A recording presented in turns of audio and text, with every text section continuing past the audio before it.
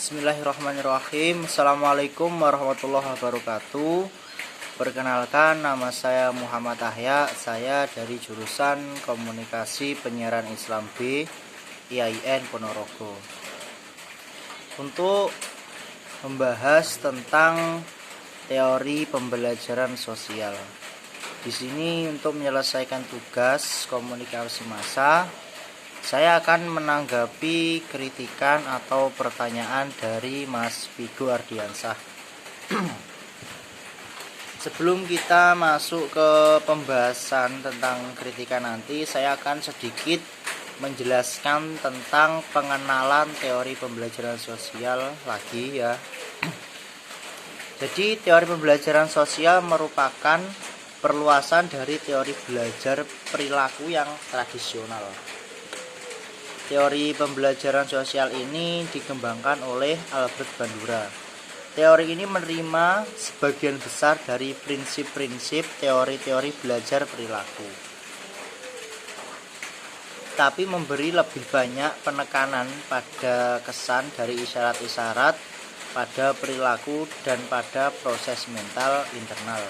Jadi dalam teori ini pembelajaran sosial kita akan menggunakan penjelasan reinforcement eksternal dan penjelasan kognitif internal untuk memahami bagaimana kita belajar dari orang lain.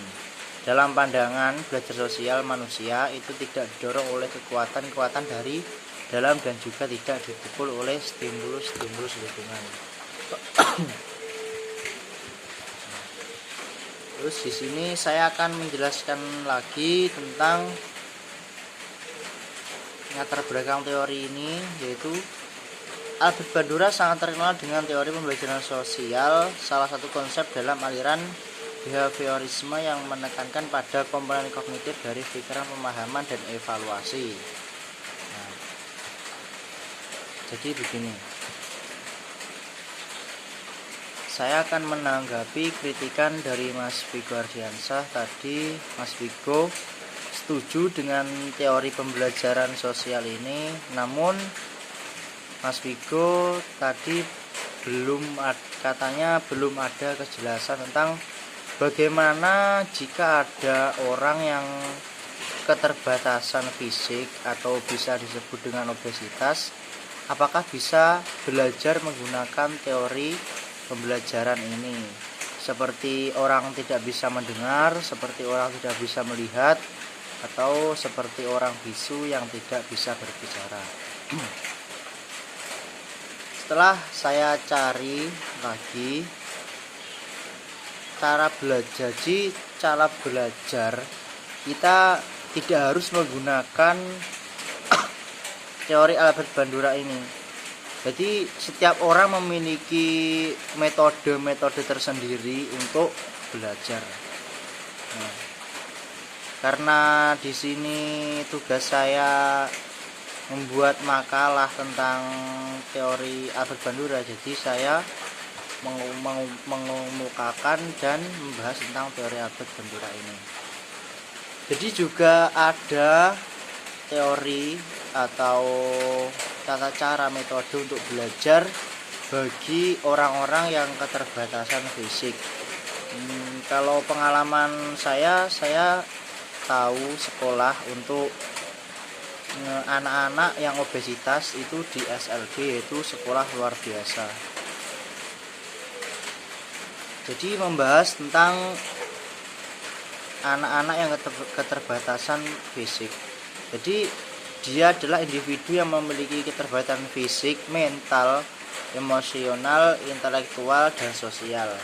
Setiap anak berhak memperoleh kesempatan yang sama untuk menuntut ilmu di bangku pendidikan. Mungkin ada cara-cara tersendiri untuk mengajar anak-anak yang keterbatasan fisik. Mungkin jika kalau anak itu dikatakan buta, mungkin bisa dengan metode membaca dengan meraba. Jadi ada metode tersebut.